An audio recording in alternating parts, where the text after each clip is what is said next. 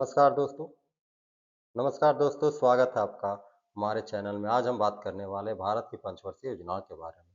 ये पंचवर्षीय योजना क्या थी? छठी पंचवर्षीय योजना क्यों नहीं बनाई गई थी? छठी योजना क्यों नहीं बनाई गई थी? पाँचवर्षीय योजना क्यों थी? तो पाँचवर्षीय योजना का लॉजिक था कि भारत में अधिकतम 5 वर्ष के लिए कोई भी सरकारें चुनी जाती है। तो 5 वर्ष के लिए जब सरकारें चुनी जाएगी, तो उसका एक रोड मैप तैयार किया जाए किसी विशेष क्षेत्र को लेकर के कि ये 5 वर्ष में सरकारें जो है इस विशेष क्षेत्र का विकास कर सके, इसलिए 5 वर्ष के लिए योजनाएँ बनाई गई थी। प्रथम जब भारत देश आज़ाद हुआ था तब से लेकर के 12 पंचवर्षीय योजनाएँ 2017 तक भारत में अपनी सेवाएँ दिया और इस प्रकार पंचवर्षीय योजनाएँ चलाई चलाई जाती थी। बीच-बीच में 3 ऐसे अवकाश योजनाएँ भी चलाई गई थी, तो 1966, 67, 68, 69 तक और दूसरा 1900 बा 1979 से 80 तक और तीसरा 1990 से 92 तक। 3 ऐसे अवकाश योजनाएँ भी चलाए गए थे, तो उसके बारे में बात करेंगे। पहले हम पंचवर्षीय योजना के बारे में बात कर लेते हैं। पंचवर्षीय योजनाएँ भारत के विकास में किस प्रकार कदम ताल मिलाई और क्यों ये योजनाएँ ज़रूरी था, इसके बारे में हम बात कर लेते हैं। तो पहली पंचवर्षीय योजना था, इसके कार्यकाल था 1951 से 1956। मुख्य उद्देश्य था इसका कृषि, सिंचाई और बिजली के क्षेत्र का विकास करना। कृषि क्षेत्र का विकास करना और कृषि क्षेत्र के लिए सिंचाई की ज़रूरत होगी तो उसका विकास करना और सिंचाई के लिए बिजली और पानी की आवश्यकता होगी तो उसकी विकास करना। ये योजना पंडित जवाहरलाल नेहरू के नेतृत्व में बनाई गई थी। स्वतंत्रता के बाद भारत की अर्थव्यवस्था कृषि आधारित थी और खाद्यान्न का भारी कमी था, इसलिए कृषि पर अधिक से अधिक ध्यान दिया गया था। इसके लिए मुख्य परियोजनाओं का भी शिलान्यास किया गया था, जैसे भाखड़ा नांगल परियोजना, जिसे गुरुत्वीय बांध परियोजना के नाम से भी जाना जाता है। पंजाब, हरियाणा में सिंचाई और बिजली के लिए इसके इसके इस बांध का निर्माण किया गया था। कहाँ किया था? पंजाब, हरियाणा वाला क्षेत्र में भाखड़ा नांगल बांध, जिसे गुरुत्वीय बांध के नाम से भी जाना जाता है। दूसरा हीराकुंड बांध, जो भारत में सबसे लंबा बांध है, उड़ीसा में है। ये बाढ़ नियंत्रण और सिंचाई के लिए भी उपयोग किया गया था। तीसरा था दामोदर घाटी परियोजना, डीवीसी, जो पश्चिम बंगाल और झारखंड में है। इसे पंडित जवाहरलाल नेहरू का स्वर्णिम परियोजनाओं में से एक परियोजना कहा जाता है। कारण ये था कि जब पंडित जवाहरलाल नेहरू अ, अमेरिका विजिट में गए थे, तो उन्होंने वहाँ पे देखा था, क्या देखा था? तो वैली कॉर्पोरेशन को देखा था, वहाँ के डिज़ाइन, वैली कॉर्पोरेशन को डिज़ाइन को देख कर के प्रभावित हुए थे और उन्होंने सोचा था कि मैं भारत में जाऊँगा, तो भारत में जैसे ही मेरी एस्टैब्लिश ही भारत आज़ाद होती है, तो मैं भी वहाँ पर एक ऐसी परियोजनाओं का विकास करूँगा और जब भारत आज़ाद होता है, तो भारत में डीवीसी को उन्होंने इसी दामोदर वैली कॉर्पोरेशन है, जो इसी परियोजना के आधार पर इन्होंने भारत में भी इस योजना का शुरुआत किया था। इसलिए ये इस योजना को जो है पंडित जवाहरलाल नेहरू का स्वर्णिम योजनाओं में से एक कहा जाता है। आगे मैटूर बांध परियोजना की बात करें तो ये तमिलनाडु में है। रिहंद परियोजना उत्तर प्रदेश में है। रिहंद रिहंद परियोजना उत्तर प्रदेश में रिहंद नदी पर बनाई गई परियोजना है। कृषि उत्पादन बढ़ाने के लिए के लिए सामुदायिक विकास कार्यक्रम शुरू किया गया था और कृषि विश्वविद्यालयों की स्थापना की थी। ज़ाहिर-सी बात है कि जब कृषि का उत्पादन बढ़ाना है तो कृषि विश्वविद्यालयों की स्थापना करनी ही पड़ेगी, ताकि नए-नए सीड्स का प्रयोग किया जा सके प्रयोगशाला में। इसलिए कृषि विश्वविद्यालय की भी स्थापना की गई थी। विकास दर की बात करेंगे तो 3.6 हमने प्राप्त किया था और लक्ष्य रखा था 2.1% की, अर्थात यह भी योजना सफल योजना की श्रेणी में रखा जाता है। आइए हम देखते हैं दूसरी पंचवर्षीय योजना की बात करते हैं।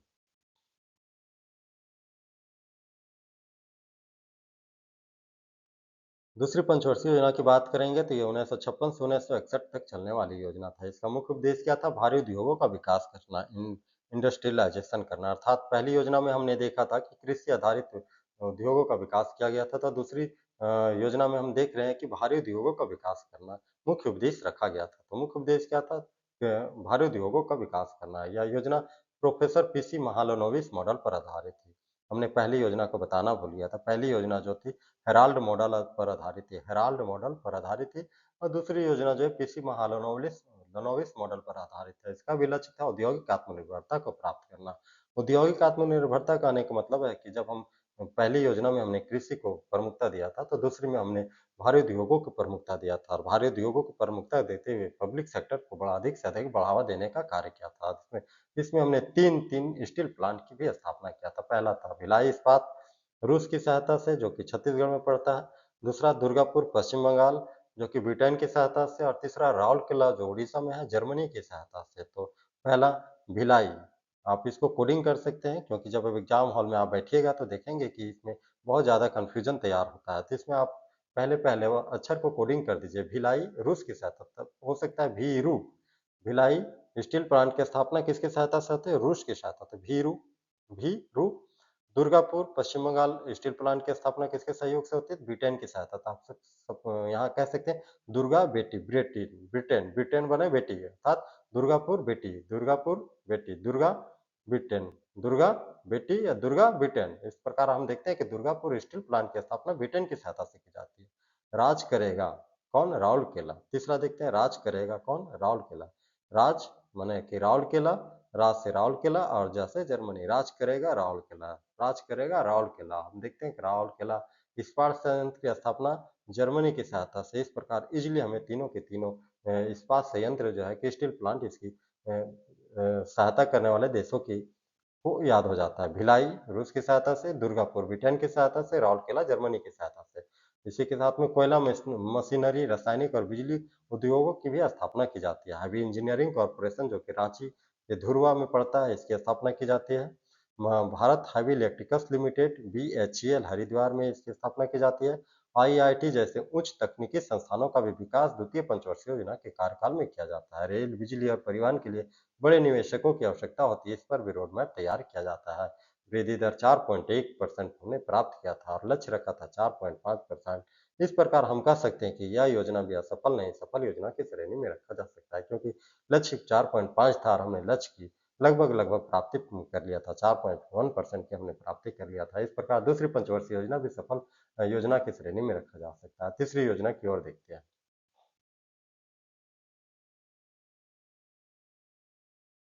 तीसरी योजना की बात करेंगे तो यह योजना 1961 से 1966 तक चलने वाली योजना थी। 1961 से 1966 तक चलने वाली योजना थी। इसका मुख्य उद्देश्य था आत्मनिर्भरता और खाद्यान्न उत्पादन में वृद्धि। हमने पहला देखा था कृषि आधारित, दूसरा देखा था उद्योग आधारित और तीसरा यही है कि खाद्यान्न और उद्योग में आत्मनिर्भर कैसे हो, इस पर विशेष रूप से बल दिया गया था। तो हम तीनों योजनाओं को देख लिए। पहला तो जो था कृषि आधारित योजना थी, दूसरा था उद्योग आधारित योजना थी और तीसरा था ये दोनों में कृषि और उद्योग दोनों में आत्मनिर्भर कैसे हो, इस पर हम विशेष रूप से बल दिया गया था। तो ये हम कह सकते हैं कि तीसरी योजना जो था दोनों योजनाओं का कैसे एस्टैब्लिश किया जा सके और कैसे लंबे समय तक उसका इस्तेमाल किया जा सके, उसके आत्मनिर्भर कैसे हो, इस पर विशेष रूप से बल दिया गया था। पहला कृषि आधारित, दूसरा उद्योग आधारित और तीसरा था आत्मनिर्भरता खाद्यान्न में और उद्योग में कैसे प्राप्त किया जाए, औद्योगिक क्षेत्रों में कैसे प्राप्त किया जाए, इस पर विशेष रूप से बल दिया गया था। लेकिन दुर्भाग्य की बात यह होती है कि यह योजना जो है पूर्ण रूप से सफल नहीं हो पाती है। नहीं सफल होने का कारण क्या होता है? 1962 में चाइना आक्रमण कर देता है, तो चाइना के साथ हम संसाधन खो देते हैं। तो चाइना के साथ संसाधन खोते हैं तो ये योजना सफल नहीं हो पाती है। दूसरा पाकिस्तान युद्ध करता है 1965 में, हालाँकि चाइना के साथ हमने युद्ध में हारा था, लेकिन जब पाकिस्तान युद्ध 1965 में करता है तो हमने उसे अच्छे से हराया था और 1966 में सूखे ने हमें हमें हराया था। समझे कि चाइना भी हमें हराया और सूखे की स्थिति से हम कृषि से हम पुनः हार गए। चीन से तो हारे ही, सूखे से भी हार जाते हैं। मतलब कि सूखे की स्थिति, मानसून का प्रभावित होना सूखे की स्थिति भारत में लाता ही है। तो सूखे की स्थिति होती है और चाइना से युद्ध होता है और पाकिस्तान से युद्ध होता है। ये 3 ऐसी विकट परिस्थितियाँ 1900 तीसरी पंचवर्षीय योजना में जन्म लेता है, जिसके कारण ये तीसरी पंचवर्षीय योजना जो है पूर्ण रूप से फेलियर योजना रहती है। लेकिन हरित क्रांति पर विशेष बल देने के कारण ये हरित क्रांति जो था विशेष रूप से गेहूँ और चावल की जो नई किस्में पहली पंचवर्षीय योजना में हमने जो देखा था कृषि आधारित अनुसंधान उद्योगों का जो अ, अनुसंधान अनुसंधान कार्यालयों का जो स्थापना या नींव रखी गई थी, तो उसका प्रभाव ये पड़ा कि तीसरी पंचवर्षीय योजना में अच्छे-अच्छे किस्म के बीज जो था उद्योग प्रौद्योगिकी में उत्पादित की गई थी, विकास किया गया था, जिसके कारण गेहूँ और चावल में नई किस्में लाई गई और नई किस्में जब आई तो गेहूँ और चावल में मतलब कि अप्रत्याशित वृद्धि को भी देखा गया था। तो इसी अप्रत्याशित वृद्धि को हरित क्रांति नाम दिया गया था। मतलब जितनी हम उम्मीद नहीं किए थे, कितना ज़्यादा वृद्धि करेंगे, इससे ज़्यादा हमने वृद्धि प्राप्त किया था गेहूँ और चावल में। हरित इसे ही हरित क्रांति के नाम से जाना जाता है। ये हरित क्रांति योजना क्या थी? 1966 में हरित क्रांति प्राप्त हुई थी। पहली हरित क्रांति योजना हरित क्रांति पहली थी जो कि गेहूँ और चावल की नई किस्मों में अधिक से अधिक वृद्धि को कहा गया था।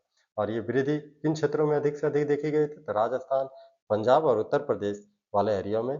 और ये एरिया में ज़्यादा से ज़्यादा देखने का कारण भी था क्योंकि प्लेन एरिया था, तो ट्यूबवेल्स और सिंचाई का विस्तार इन एरिया में अधिक हुआ था। तो अधिक से अधिक उत्पादन भी होता है। इसलिए हरित क्रांति में हमने पूर्ण रूप से ये योजना असफल थी, लेकिन हरित क्रांति में हमने मतलब कि बहुत ही अप्रत्याशित वृद्धि हासिल किया था। तीसरी पंचवर्षीय योजना सिर्फ इसीलिए याद रखा जाता है, किस लिए? तो हरित क्रांति में हमने बहुत ही अच्छी अचीवमेंट प्राप्त किया था।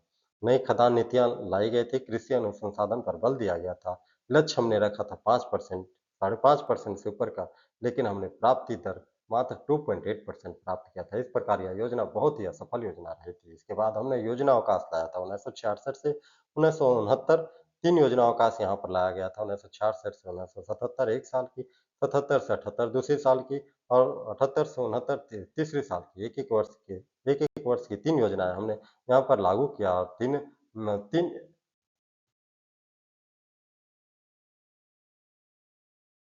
चौथी चौथी पंचवर्षीय योजना की बात करेंगे तो 1969 से 1974 इसका मुख्य उद्देश्य था स्थिरता, आत्मनिर्भरता और गरीबी को हटाना। इंदिरा गांधी के समय की यह भी योजना थी। हरित क्रांति को और अधिक मजबूत किया गया था। चौथी पंचवर्षीय योजना में इंदिरा गांधी की योजना थी और ये इसमें भी हरित क्रांति को अधिक से अधिक मजबूत किया गया था। औद्योगिक उत्पादन को बढ़ावा देने पर बल दिया गया था।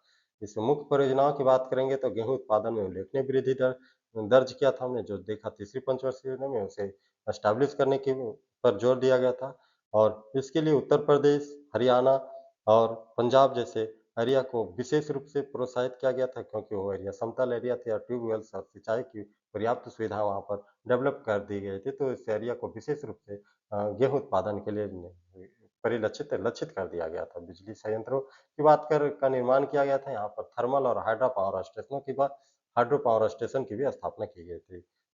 रेल और परिवहन का विस्तार किया था। सार्वजनिक वितरण प्रणाली की बात करेंगे, जिसे पीडीएस कहते हैं, जहाँ पे आज भी गरीब गाँव में या शहरों में भी देखेंगे, जहाँ पे आज भी सरकारी चावल वितरित किया जाता है, गेहूँ वितरित किया जाता है। इसकी शुरुआत चौथी पंचवर्षीय योजना में शुरू की जाती है। बैंक राष्ट्रीयकरण 1969 में किया जाता है। 14 बैंकों का राष्ट्रीयकरण किया जाता है। ये क्वेश्चंस बार-बार आते हैं। 14 बैंकों का राष्ट्रीयकरण किस पंचवर्षीय योजना के दौरान किया गया था? तो 14 बैंकों का राष्ट्रीयकरण इसमें किया जाता है तो चौथी पंचवर्षीय योजना में किया जाता है। और कब किया जाता है? तो 1969 में किया जाता है। ये क्वेश्चंस यहाँ पर ये भी आता है कि इस समय प्रधानमंत्री कौन थे? तो इंदिरा गांधी के शासन में 14 बैंकों का राष्ट्रीयकरण किया जाता है। ठीक है, नौकरी सृजन और ग्रामीण विकास योजनाएं भी शुरू की जाती है। वृद्धि दर की बात करेंगे तो 3.3% हमने लक्ष्य प्राप्त किया, प्राप्ति किया था और लक्ष्य रखा था 5.7%, साथ हमने लक्ष्य से 2% कम वृद्धि प्राप्त किया था। इस प्रकार यह योजना भी सफल योजना की श्रेणी में नहीं रखा जाता है।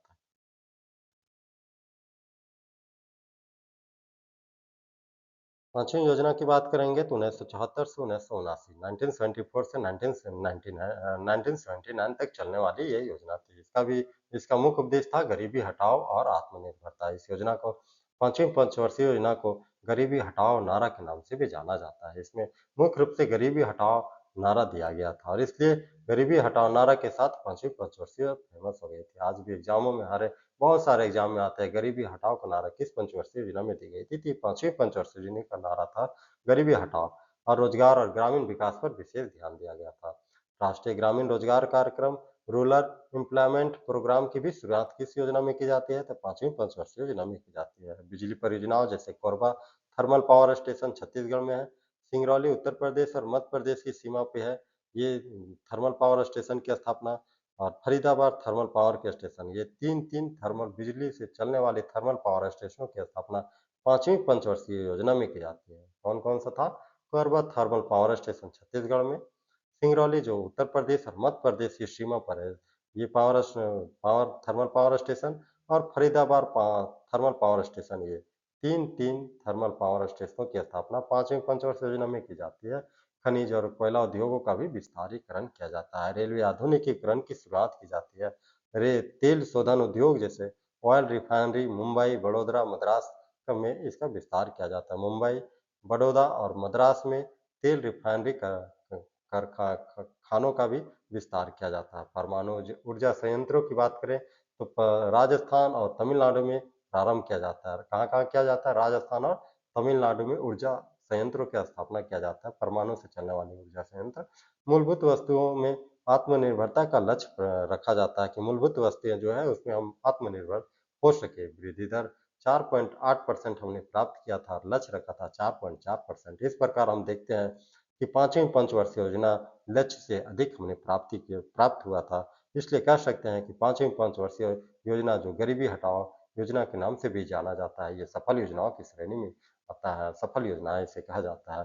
लेकिन इसमें एक ये बात आती है कि ये योजना जो 79 तक चलने वाली योजना थी, ये 79 में ना चल कर के 1977 में समाप्त कर दी जाती है। कारण क्या था कि इस समय जो इंदिरा गांधी की सरकार थी, इंदिरा गांधी को इलाहाबाद हाई कोर्ट द्वारा इंदिरा गांधी की सरकार को प्रधानमंत्रित्व के क्या बोलते हैं, प्रधानमंत्री का कैंडिडेटी को रद्द कर देता है। इस प्रकार इंदिरा गांधी की सरकार यहाँ पे समाप्त हो जाती है और जनता की सरकार जनता पार्टी की सरकार यहाँ पर कार्यरत होता है। तो जनता पार्टी की सरकार में मोरारजी देसाई को मतलब कि गैर कांग्रेसी प्रधानमंत्री बनाए जाते हैं। कब 1977 में और जब ये कांग्रेसी प्रधानमंत्री बनाए जाते हैं तो पंचवर्षीय योजना जो 79 तक चलने वाली थी उसे 2 साल पूर्व ही समाप्त करके रोलिंग प्लान लागू करते हैं। कौन लागू करते हैं? तो यहाँ पे मोरारजी देसाई किसकी सरकार आती है? जनता जनता पार्टी की सरकार आती है। जनता पार्टी की सरकार में